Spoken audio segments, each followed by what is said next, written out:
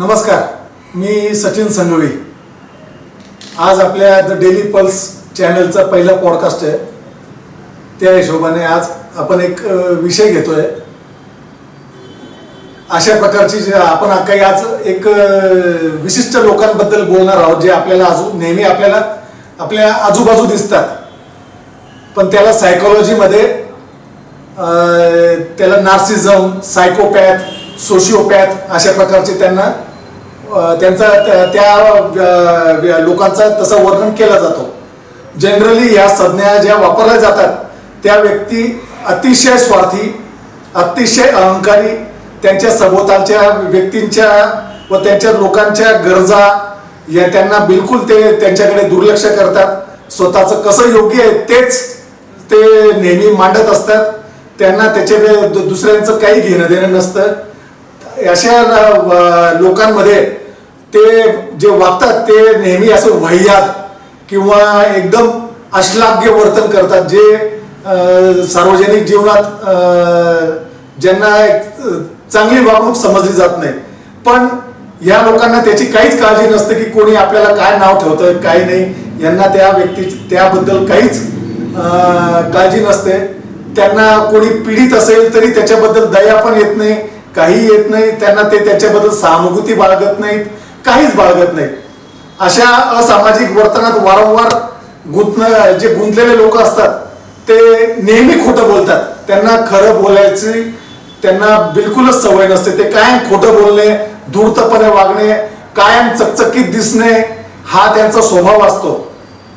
आता त्यांना शोषण करायला फार आवडतं, इतरांचं शोषण करायला फार आवडतं। स्वतःमध्ये इतका गर्विष्ठपणा असतो त्यांचा की त्या गर्विष्ठपणाच्या याच्यात ते म्हणजे इतरांना काहीच कुठेच मोजत नाहीत।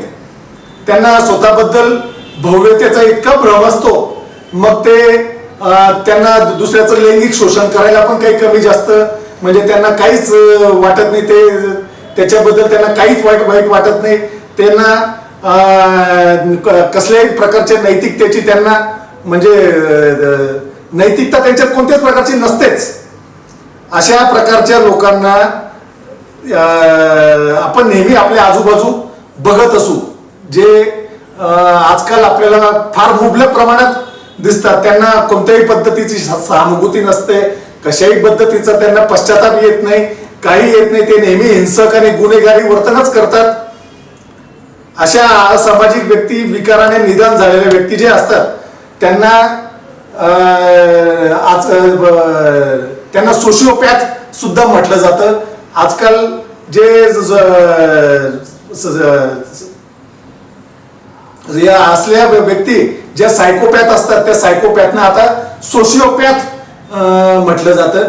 आणि अशा प्रकारे ह्या ज्या सगळ्या व्यक्ती आहे त्यांना धर्माची अफीम किंवा स्वतःच्या उच्चभ्रू असल्याची त्यांना जाणून बुजून असं दाखवलं जातं की ते स्वतः किती उच्चभ्रू आहे आणि ते स्वतः व्यतिरिक्त दुसऱ्यांना कायम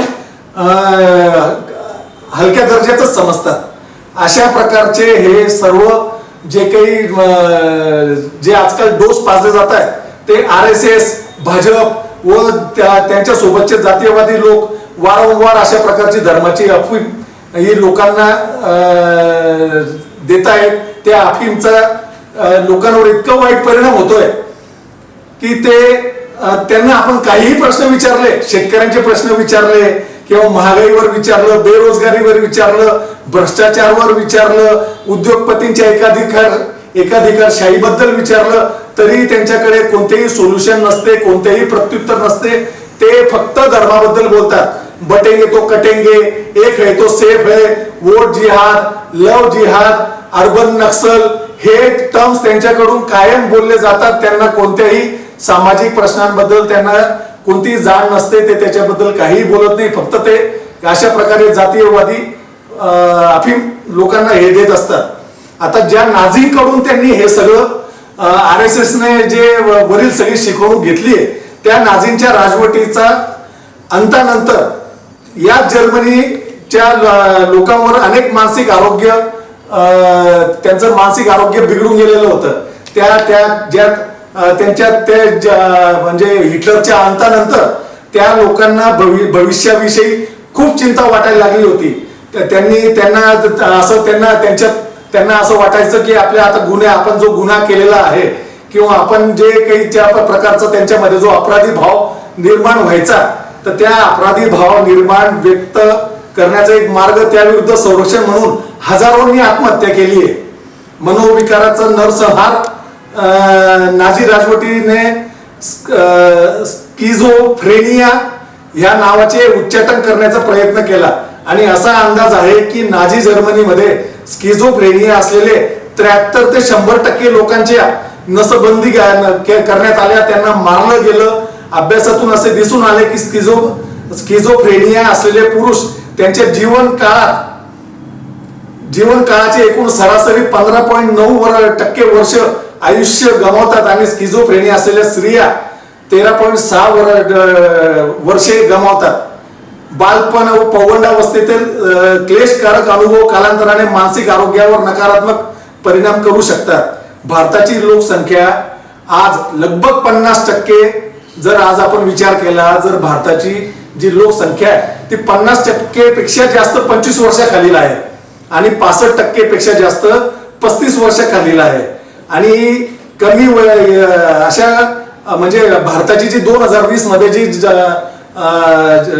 जी सरासरी होती ती 29 वर्ष वय ऍव्हरेज होता भारतीयांचा. त्यामुळे इतिहासातून वर्तमान काळात काही अनुभव घ्या व आता तरी आपले भविष्य उज्ज्वल करण्यासाठी करा व खऱ्या अर्थाने देशाला महाशक्ती बनवता येईल. पण लोकांना याची काहीच चिंता नाही आहे. न RSS ला न भाजपला. हे लोक फक्त युवा पिढी बर्बाद करत आहेत. ते त्यांचे जे तुम्हाला शिकवतात सोशल मीडियाद्वारे किंवा अजून बाकीच्या काही गोष्टींद्वारे, त्यांची मुलं फॉरेन मध्ये मोठे मोठे पॅकेज घेऊन शिकतायत. आयटी कंपन्यांमध्ये मोठ्या मोठ्या पोस्टवर आहेत, मल्टीनॅशनल कंपन्यांचे मोठ्या मोठ्या पोस्टवर आहेत. आणि हे आपले बहुजनांचे पोरं त्या धर्माच्या नादात लागलेले आहेत. 300, 400, 500 रुपये रोजंदारीने काम करतायत आणि हे 25 लाख 50 लाखाच्या पॅकेजेसने मल्टीनॅशनल कंपन्यांमध्ये हे उच्चभ्रू समाजाचे मुलं मुली शिकतायत आणि आपला बहुजन समाज पूर्ण वाया चाललाय धर्माच्या नादाखाली. त्यामुळे हात जोडून विनंती आहे की कमीत कमी आपल्या भविष्यासाठी, आपल्या कुटुंबाच्या भविष्यासाठी तुम्ही काहीतरी त्या धर्माच्या ह्या ज्या तुम्हाला जी अफीम दिली जाते त्याच्यातून बाहेर पडा. आपलं जास्तीत जास्त उच्च शिक्षण घ्या, चांगला रोजगार घ्या, चांगला उद्योगधंदा करा.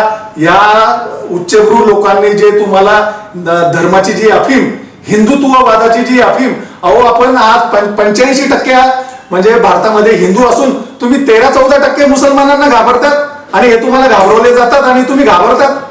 तुम्ही का म्हणून घाबरतात?